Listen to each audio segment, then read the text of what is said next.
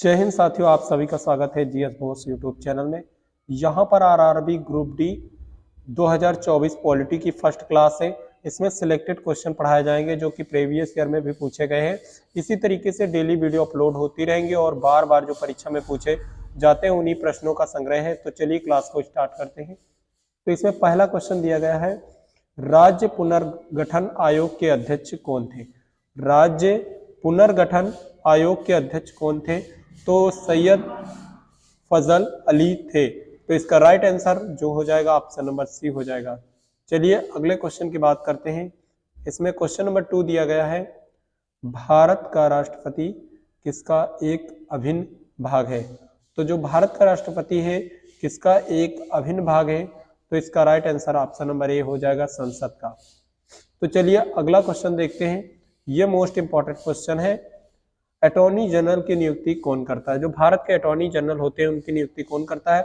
Option A है भारत का मुख्यमंत्री, ऑप्शन बी है भारत का राष्ट्रपति, ऑप्शन सी है संघ का विधि मंत्री और ऑप्शन डी है भारत का प्रधानमंत्री। तो भारत का के अटॉर्नी जनरल की नियुक्ति कौन करता है? तो भारत के राष्ट्रपति या भारत का राष्ट्रपति करता है भारत के अटॉर्नी जनरल की नियुक्ति। तो अगला क्वेश्चन देखते हैं, भारत पूर्ण रूप से सार्वभौमिक लोकतांत्रिक गणराज्य कब बना? तो इसमें जो ऑप्शन नंबर सी दिख रहा है इसका यही राइट आंसर हो जाएगा, 26 जनवरी 1950। 26 जनवरी 1950 भारत पूर्ण रूप से सार्वभौमिक लोकतांत्रिक गणतंत्र बन गया था।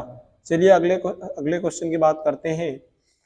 तो भारत ने अब तक कितने बार राष्ट्रीय आपातकाल की घोषणा की है?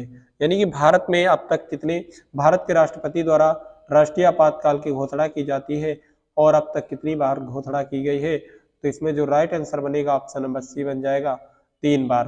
3 बार जो है राष्ट्रीय आपातकाल लग चुका है। चलिए अगला क्वेश्चन देखते हैं, भारत का उपराष्ट्रपति होता है। भारत का उपराष्ट्रपति कौन होता है? ऑप्शन ए है लोकसभा का अध्यक्ष, ऑप्शन बी राज्यसभा का पदेन अध्यक्ष, ऑप्शन सी राष्ट्राध्यक्ष, ऑप्शन डी शासनाध्यक्ष। तो इसमें जो राइट आंसर बनेगा ऑप्शन नंबर बी बन जाएगा। भारत का राष्ट्रपति जो होता है वो राज्यसभा का पदेन अध्यक्ष होता है। तो इस प्रकार आंसर कौन सा बन जाएगा? Option number B. तो चलिए अगला क्वेश्चन देखते हैं, निम्नलिखित में से कौन राष्ट्रपति प्रसाद पर्यंत पद धारण करता है? तो कौन धारण करता है? तो इसका राइट आंसर बन जाएगा ऑप्शन नंबर डी, राज्यपाल। उम्मीद करते हैं दोस्तों आप सभी को क्लास से पसंद आ रहे होंगे और सभी क्वेश्चन सिलेक्टेड हैं, आपके एग्जाम में बार बार पूछे जाते हैं। अगर जो आपको लगता है सभी क्वेश्चन इंपॉर्टेंट है तो वीडियो को लाइक जरूर करिएगा। लाइक टारगेट 100 है, आप लोग इसको कंप्लीट करा दीजिए बस। चलिए अगला क्वेश्चन देखते हैं, भारत का पहला अराजनीतिक राष्ट्रपति कौन था? अराजनीतिक मतलब जिसका राजनीति से कोई संबंध ना हो। तो वो एक वैज्ञानिक थे, कौन थे? Doctor APJ Abdul Kalam. Doctor APJ Abdul Kalam Bharat के राष्ट्रपति भी रह चुके और ये वैज्ञानिक भी थे, इनका कोई राजनीतिक से संबंध नहीं है। तो इसलिए अराजनीतिक कौन राष्ट्रपति है? तो अब्दुल कलाम आजाद है। इसका right answer option number B हो जाएगा। अगला क्वेश्चन की बात करते हैं, भारत का उपराष्ट्रपति होता है। देखिए क्वेश्चन रिपीट हो गया लेकिन इसके साथ रिवीजन भी हो जाएगा, तो इसमें कोई टेंशन की बात नहीं है। तो इसमें कौन सा राइट आंसर हो जाएगा? इसका जो राइट आंसर हो जाएगा ऑप्शन नंबर बी, राज्यसभा का पदेन अध्यक्ष जो होता है वो भारत का उपराष्ट्रपति होता है। ऑप्शन नंबर बी इसका राइट हो जाएगा। चलिए अगला क्वेश्चन पर बात करते हैं, निम्नलिखित में से कौन राष्ट्रपति प्रसाद पर्यंत पद धारण करता है? तो इसका right answer option number D हो जाएगा, राज्यपाल। चलिए अगला क्वेश्चन देखते हैं, जिस समिति की अनुशंसा पर देश में पंचायती राज लागू किया गया उसके प्रमुख कौन थे? तो पंचायती राज लागू किया गया था तो उसके जो प्रमुख थे बलवंत राय मेहता थे। तो इसमें जो राइट आंसर हो जाएगा option number B, Balwant Rai Mehta. B for Balwant Rai Mehta. चलिए अगले देखते हैं, भारत के राष्ट्रपति पद के लिए निर्धारित अधिकतम आयु सीमा क्या है? तो अधिकतम आयु सीमा की बात करें क्या है, तो इसमें जो राइट आंसर बनेगा ऑप्शन नंबर डी, कोई अधिकतम आयु सीमा नहीं है। यानी कि किसी भी उम्र का व्यक्ति राष्ट्रपति बन सकता है, इसमें अधिकतम आयु की कोई लिमिट नहीं है। चलिए अगला देखते हैं। भारतीय संविधान में राष्ट्रपति चुनाव की प्रक्रिया किस देश से ली गई है? जो राष्ट्रपति के चुनाव की प्रक्रिया है वो किस देश से ली गई है? तो इसमें जो राइट आंसर बनेगा आयरलैंड से ली गई है। तो इसमें कौन सा ऑप्शन है? ऑप्शन नंबर सी, भारतीय संविधान में राष्ट्रपति के चुनाव की प्रक्रिया आयरलैंड से ली गई है। चलिए अगला देखते हैं। भारतीय संविधान में कितने मौलिक अधिकारों का उल्लेख किया गया है? भारतीय संविधान में कितने मौलिक अधिकारों का उल्लेख किया गया है? तो टोटल 7 मौलिक अधिकारों का उल्लेख किया गया है। तो चलिए अगला क्वेश्चन देखते हैं।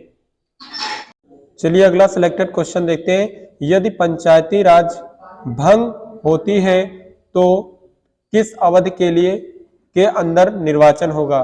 तो किस अवधि के लिए निर्वाचन होगा? ऑप्शन ए है 1 मंथ, ऑप्शन बी है 3 मंथ, ऑप्शन सी है 6 मंथ, ऑप्शन डी है 1 ईयर। तो इसमें जो राइट आंसर हो जाएगा ऑप्शन नंबर सी, 6 मंथ। अगला क्वेश्चन देखते हैं। ये भी सिलेक्टेड क्वेश्चन है। राष्ट्रपति का अध्यादेश कितनी अवधि के लिए लागू रहता है? तो दोनों में राइट आंसर क्या हो जाएगा? इसमें भी 6 मंथ हो जाएगा। 6 मंथ के लिए अध्यादेश कितनी अवधि के लिए लागू होता है? राष्ट्रपति का जो अध्यादेश होता है वो 6 मंथ के लिए लागू होता है। तो right answer option number B हो जाएगा। चलिए अगला क्वेश्चन देखते हैं। भारतीय संविधान में कितने प्रकार के आज्ञा पत्र परमादेश हैं? तो इसमें जो राइट आंसर बनेगा कौन सा बन जाएगा? ऑप्शन ए है 5 वर्ष। 5 जो रिट होती है वो कितने प्रकार की होती है? 5 ही प्रकार की तो होती है। तो इसमें जो राइट आंसर हो जाएगा ऑप्शन नंबर ए हो जाएगा। चलिए अगला क्वेश्चन देखते हैं। मेयर का कार्यकाल कितने वर्ष का होता है? तो मेयर का कार्यकाल जो होता है वो 5 वर्ष का होता है। इस प्रकार इसमें right answer option number D बन जाएगा, 5 वर्ष। चलिए अगला देखते हैं। इसमें ये इंपॉर्टेंट क्वेश्चन है। लोकसभा सचिवालय किसके प्रत्यक्ष नियंत्रण में आता है? तो लोकसभा अध्यक्ष के नियंत्रण में आता है। इसमें ऑप्शन नंबर सी बन जाएगा। लोकसभा सचिवालय किसके प्रत्यक्ष नियंत्रण में आता है? तो लोकसभा अध्यक्ष के नियंत्रण में आता है। चलिए अगला क्वेश्चन देखते हैं। राज्यपाल का कार्यकाल कितने वर्ष होता है? तो राज्यपाल का कार्यकाल 5 वर्ष का होता है। राज्यपाल का कार्यकाल कितने वर्ष का होता है? तो 5 वर्ष का होता है। इस प्रकार इसमें कौन सा आंसर बन जाएगा? ऑप्शन नंबर बी बन जाएगा। चलिए आगे देखते हैं। प्रशासनिक न्यायाधिकरण किस अनुच्छेद से संबंधित है? तो प्रशासनिक न्यायाधिकरण किस अनुच्छेद से संबंधित है? तो ऑप्शन नंबर डी इसका राइट हो जाएगा, अनुच्छेद 323 से संबंधित है। चलिए अगला देखते हैं। एक व्यक्ति कितनी बार भारत का राष्ट्रपति चुना जा सकता है? तो इसमें कोई रोक नहीं है। एक व्यक्ति कितनी बार भी राष्ट्रपति नियुक्त किया जा सकता है भारत का। चलिए अगला क्वेश्चन देखते हैं। भारतीय संविधान के निम्नलिखित में से कौन सा अनुच्छेद कानून के समक्ष समानता के अधिकार से संबंधित है?